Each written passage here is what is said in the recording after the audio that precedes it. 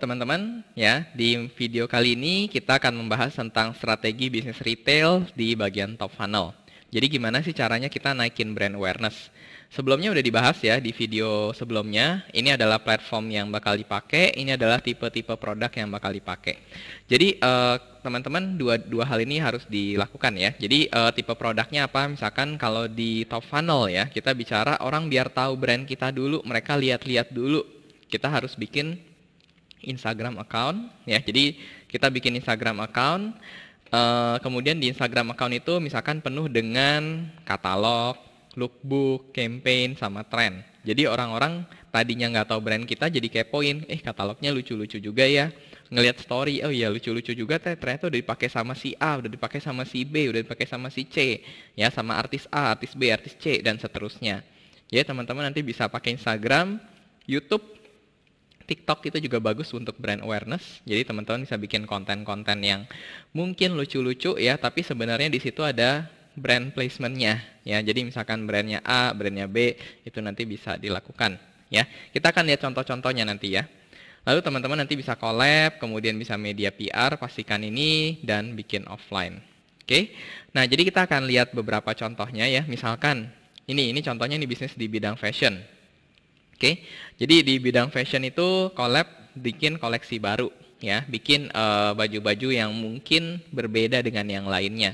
Ini biasanya contoh ya, kalau contoh yang gedenya tuh kayak misalkan ada Uniqlo, itu sering kan collab, kemudian H&M ya. Jadi teman-teman silakan lihat cara-cara collabnya mereka, itu oke banget. Ya, ini salah satu brand lokal juga yang menurut kita juga collabnya keren-keren, itu Three Monkeys. Jadi teman-teman kalau mau kepoin silakan bisa lihat juga collab-collabnya kayak gimana sih. Mungkin kalau ada kesempatan kita bisa undang ownernya ya, mungkin untuk sharing tentang collab ini. Moga-moga nanti mungkin bisa kita masukin ke akademi ini. Oke. Nah, kemudian teman-teman ini contoh yang kedua. Nah, ini mungkin contoh yang lebih nggak biasa. Ini adalah power bank ya. Jadi si power bank ini dia dia collab dengan si Never to Lavish ya. Jadi dengan komunitas ya. Jadi teman-teman bisa lihat power bank yang mungkin secara itu sudah menjadi, secara barang sudah menjadi komoditas. Orang cuma nanya berapa mAh sama harganya berapa, ya kan? Nah, ini dia bikin menjadi collab sehingga mereknya juga ikut naik menjadi merek anak muda gitu. Jadi ini contoh collab yang baru aja dilakukan di bulan Juni. Oke. Nah, barang-barang unik. Nah, barang-barang unik pun bisa menjadi orang jadi tahu. Misalkan saya jadi tahu kopi kangen gara-gara mereka bikin koleksi kopi yang dicampur sama tolak angin. Mungkin secara simpelnya itu gampang bikinnya, cuman orang kayak ini apaan sih gitu kan. Jadi viral, terus semua orang jadi dengar kopi kangen. Sehingga nextnya ini untuk kita bicara top funnel ya. Belum tentu mereka akan beli. Oke. Tapi kalau misalkan udah pernah dengar kopi kangen, kemudian pas lagi ada promo GoFood gitu, misalkan promo GoFood, terus tiba-tiba ada kopi kangen lagi promo gitu. Nah, itu pasti akan ini ya. Saya pernah dengar nih gara-gara ini, jadi ingat gitu ya. Nah, ini contoh yang lain ya, nasi ayam. Nah, ini juga contohnya, nasi ayam tolak angin. Ya, nasi ayam tolak angin misalkan. Jadi saus tolak angin. Oke. Nah, ini contoh movement ya. Jadi kalau movement kayak misalkan Cotton Ink, ketika pertama kali pandemi terjadi, dia langsung bikin satu movement, one purchase makes a difference ya. Setelah itu banyak banget movement-movement yang lain dan oke-oke banget. Jadi teman-teman silakan kalau bisa punya ide apa, punya campaign apa, silakan bisa di-push. Kalau memang social isunya memang hot, memang oke untuk di-push, itu nanti akan bisa pick up dan brand kita akan ikut naik ya. Jadi Cotton Ink ini dia raise awareness kalau brand lokal itu butuh bantuan gitu ya.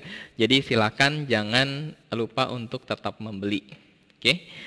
Nah, ini juga contohnya ya. Tadi Kopi Kangen sama Kongguan Group ya bersinergi di menu anyar. Jadi kalau teman-teman punya collab dengan, bukan hanya dengan public figure, tapi misalkan collab dengan pihak yang mungkin sebenarnya tidak bersaing dengan kita ya. Misalkan kopi sama biskuit kan nggak bersaing, malah jadi komplement.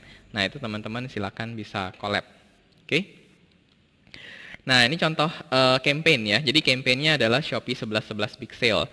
Jadi misalkan bikin hashtag ini, kemudian di dalam hashtag ini nanti ada banyak KOL atau influencer yang misalkan kita suruh push. Jadi di hari ini tolong ya post dengan template kayak gini ya. Di sini misalkan briefnya adalah dengan template-template yang seperti ini ya. Jadi template-templatenya ada kayak gini. Oke. Lalu sambil belanja, jadi briefnya misalkan kayak gitu. Jadi teman-teman nanti bisa bikin campaign yang seperti ini ya. Tentu aja mungkin nggak segede Shopee ya, karena kan mungkin budgetnya pasti itu butuh budget yang masif. Tapi teman-teman bisa bikin campaign-campaign sederhana seperti ini. Oke. Nah, ini juga jangan lupakan offline. Oke, ini saya sengaja capture satu berita di mana sebuah brand fashion yang terkenal dengan toko online ya, Berry Benka, itu sekarang malah pindah ke offline store. Nah, jadi memang kalau kita lihat online itu mungkin berisik dalam arti gini ya, berisik dalam arti kayak wah gede banget omsetnya dan seterusnya. Padahal offline retail itu masih mungkin kalau dibandingkan ini sebelum corona ya, sebelum pandemi. Jadi sebelum pandemi mungkin online itu masih di bawah 10% gitu. Online mungkin offline masih di atas 90% dari ekonomi Indonesia dibandingkan dengan online yang mungkin masih di bawah 10%. Jadi artinya online itu bukan sesuatu yang besar ya, belum sesuatu yang besar. Karena kalau kayak di US saja, di US itu online-nya sekitar 25% kalau nggak salah. Ya, kalau di China mungkin bisa lebih tinggi lagi. Tetapi belum ke arah sana. Indonesia ini masih muda banget. Jadi teman-teman silakan gunakan offline untuk push awareness ke online. Oke, jadi ini yang biasanya low hanging fruit yang saya sering suggest ke pemilik-pemilik usaha retail yang punya toko di mall gitu ya. Jangan lupa untuk misalkan taruh websitenya. Kemudian setiap orang yang berbelanja misalkan jangan lupa dikumpulin database-nya, dimasukin ke WA group misalkan, atau dibikinin member card, atau misalkan kayak diajak untuk masuk ke websitenya, dikasih voucher untuk ke toko online-nya dan seterusnya. Jadi teman-teman di situ bisa bermain dengan offline to online. Ya, kita sebutannya kerennya O2O ya, offline to online atau online to offline. Jadi dua sisi ini sesuatu yang sinergis. Oke. Nah, ini contohnya. Yang lain ya untuk awareness itu biasanya kita pakai barang-barang atau merchandise yang eksklusif ya, ini contohnya. Jadi kalau untuk orang-orang bisa ningkatin brand awareness, jadi bukan hanya orang-orang yang beli atau die hard fans kita yang beli pertama kali atau early adopter, itu kita bisa kasih hadiah-hadiah yang menarik ya. Jadi kayak misalkan Sing Futang setiap kali launching itu dia akan ngasih aksesoris atau merchandise yang eksklusif cuman ada ketika launching doang contohnya ya. Jadi special merchandise kita untuk grand opening di sini ya. Jadi biar grand openingnya juga rame. Oke, ini contohnya. Oke, lalu ini tren ya. Jadi misalkan kayak Brodo ya, Brodo itu kan sepatu. Tetapi apa hubungannya sama sepeda? Padahal sepatunya dia tuh bukan sepatu olahraga loh. Ya, sepatunya dia tuh adalah sepatu yang kulit, yang casual, kemudian yang ada yang formal juga. Apa hubungannya sama sepeda? Tapi karena sepeda lagi naik, ya. Jadi kita lihat di sini sepeda lagi naik daun, itu dia juga bikin konten-konten yang berhubungan dengan sepeda. Jadi nebeng. Ya, nebeng tenar. Nah, ini teman-teman silakan bisa keep updated dengan tren. Jadi biar brand kita tuh tetap eksis di mata customer-nya kita. Oke? Nah, ini juga jangan lupa ya. Ini buat teman-teman jangan lupa untuk perhatikan Google Maps-nya. Jadi jangan sampai misalkan orang-orang udah tahu, oh iya ada toko bangunan di situ. Tapi begitu di search di Google, aduh ratingnya 2,0, katanya orangnya nggak ramah, harganya dimainin, saya nggak bakal pergi gitu ya. Jadi orang-orang semakin lama semakin pinter. Jadi teman-teman silakan pastikan Google My Business sudah ke setup dan review dan ratingnya juga sudah sudah ada dan positif. Kalau ada yang negatif gimana? Bisa dihapus nggak? Jawabannya enggak. Ya, jawabannya nggak bisa dihapus, tetapi teman-teman bisa klarifikasi, bisa respon sama komen-komen negatif tersebut. Oke? Jadi teman-teman silakan nanti di top funnel itu beberapa modul yang berhubungan, silakan lihat course-course itu tentang produk. Ya, jadi di sini kita akan bicara tentang gimana bikin produk yang bagus, gimana bikin produk yang kreatif, produk yang mungkin nggak ada di tempat lain, produk yang menang dari kompetitor, gimana cara risetnya, gimana cara mikirnya, gimana cara bikinnya, gimana cara cari suppliernya, itu semua di modul produk. Oke, lalu teman-teman nanti ini masih work in progress ya, ketika video ini dibuat itu modul tentang branding. Jadi kita mau pakai branding framework yang mana, kemudian gimana caranya kita muter otak brand kita tuh mau di posisinya di mana sih gitu ya. Misalkan brand baju muslimnya mau yang kayak gimana ya, mau yang lebih edgy gitu ya, mau yang lebih lebih apa namanya, lebih anak muda, lebih desainnya lebih funky, lebih lebih out of the box, atau lebih yang casual, maksudnya yang lebih konservatif dan seterusnya. Jadi lalu gimana cara ngelihat pasarnya, terus gimana cara bikin brandnya mau diarahin kemana, itu di branding.